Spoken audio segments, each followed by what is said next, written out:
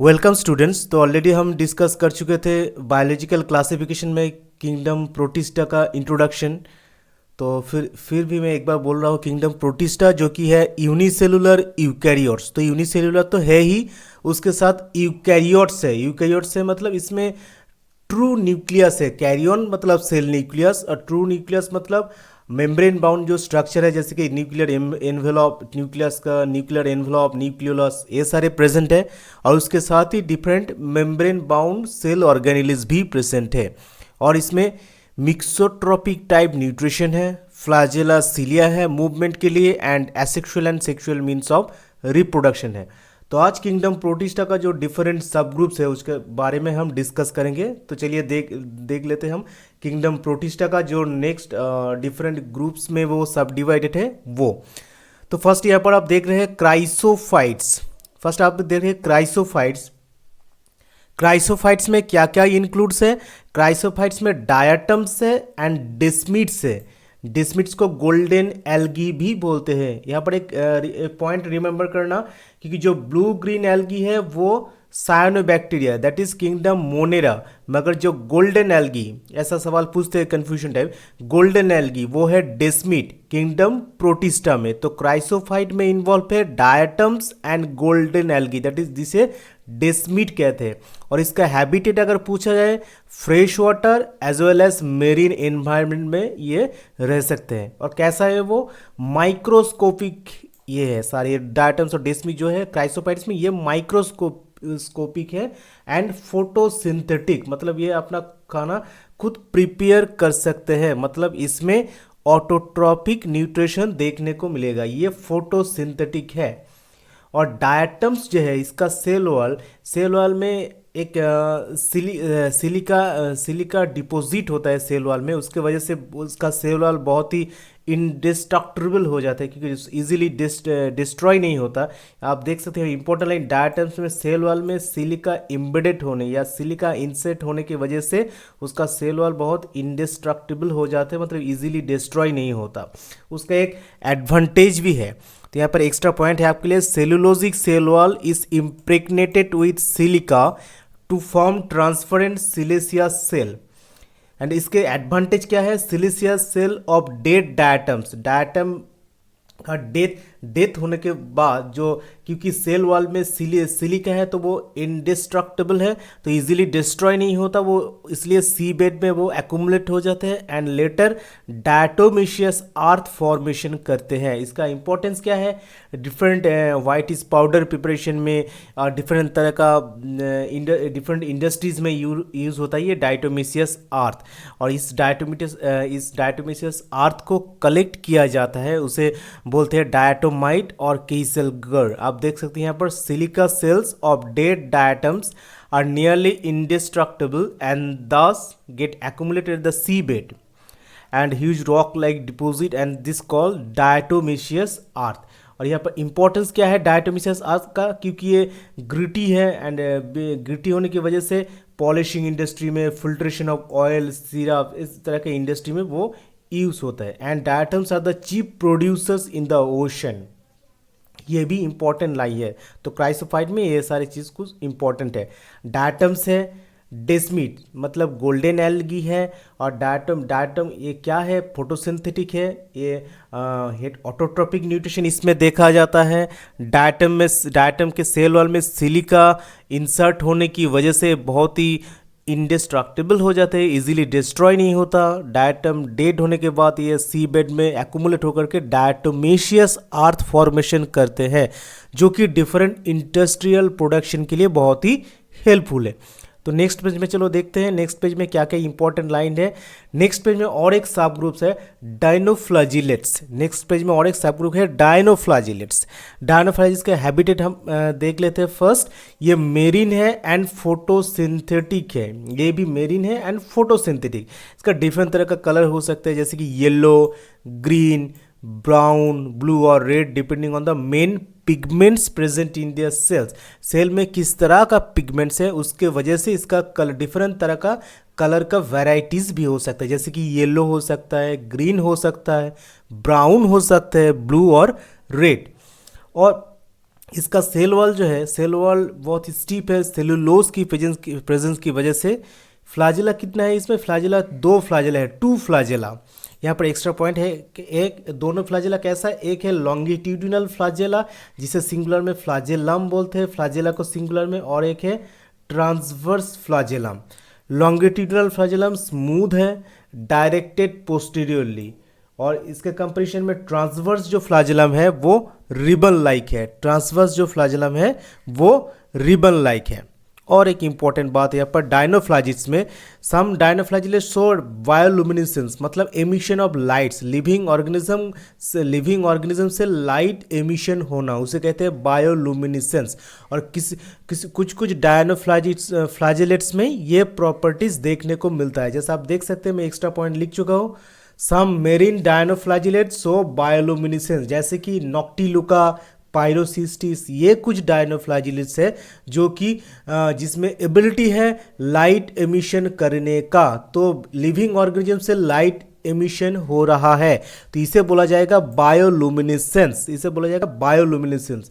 और एक यहाँ पर इंपॉर्टेंट एग्जांपल है जो कि एनसीईआरटी में है, तो रेड डायनोफ्लाजिलेट्स, रेड सी, ऐसे कुछ रेड सी वाला अपीयरेंस इसमें देता है। रेड टाइट्स के लिए इंपॉर्टेंस है एक डायनोफ्लाजिलेट्स जिसका नाम है गोनायोलेक्स, ठीक है। यहाँ पर दोनों आ गया, एक रेड सी था आपका यू बैक्टीरिया में ट्राइकोडेस्मियम, कन्फ्यूजन हो सकता है। रेड सी, अगर रेड सी के लिए रिस्पॉन्सिबल है कौन सा, किंग मोनेरा का कौन सा बैक्टीरिया, ट्राइकोडेस्मियम। और रेड टाइट्स के लिए कौन से, प्रोटिस्टा, गोनायोलेक्स, ठीक है।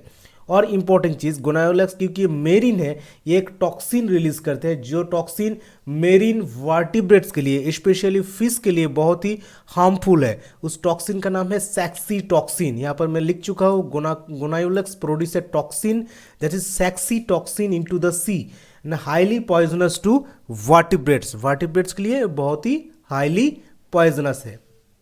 नेक्स्ट चलते हैं हम यूग्लिनॉइड्स में।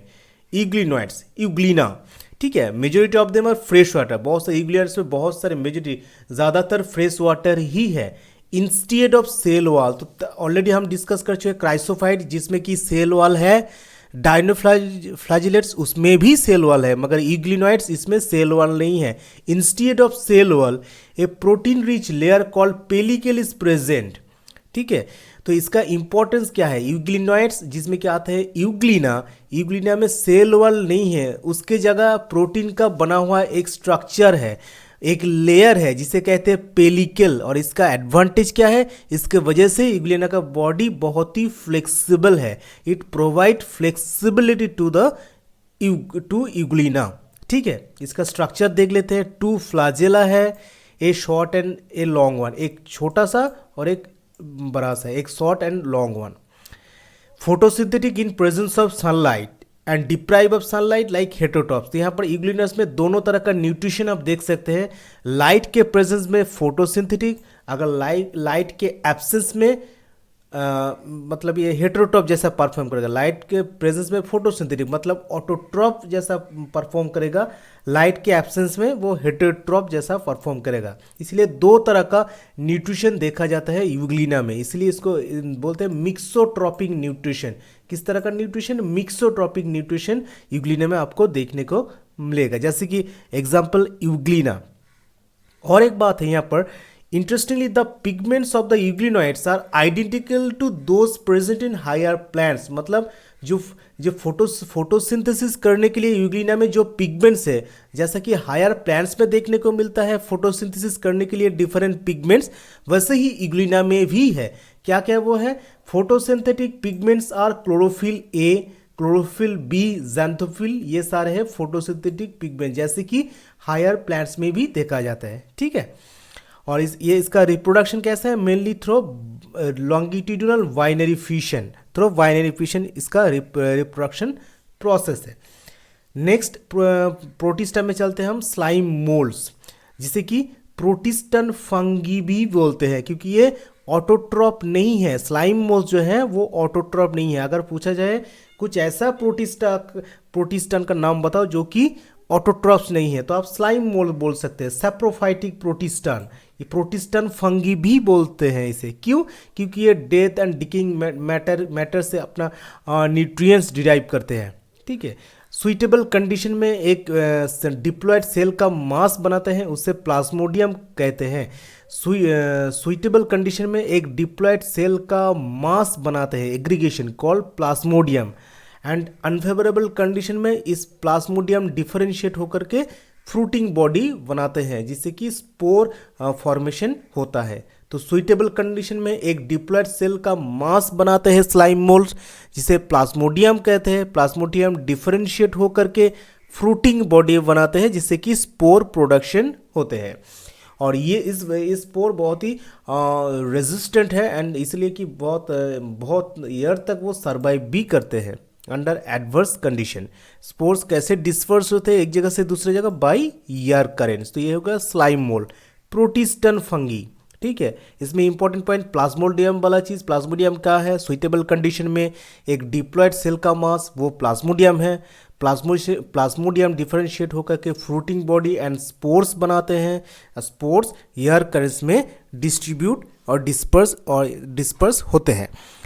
नेक्स्ट हम चलते हैं, जो नेक्स्ट किंगडम प्रोटिस्टा में है प्रोटोजोअन्स। कैसा है वो प्रोटोजोअन्स? प्रोटोजोअन्स आर हेटेरोटॉप्स, ये हेटेरोटॉप्स नहीं है, और ये प्रीडेटर्स और एज पैरासाइट फॉर्म में रहते हैं, ठीक है।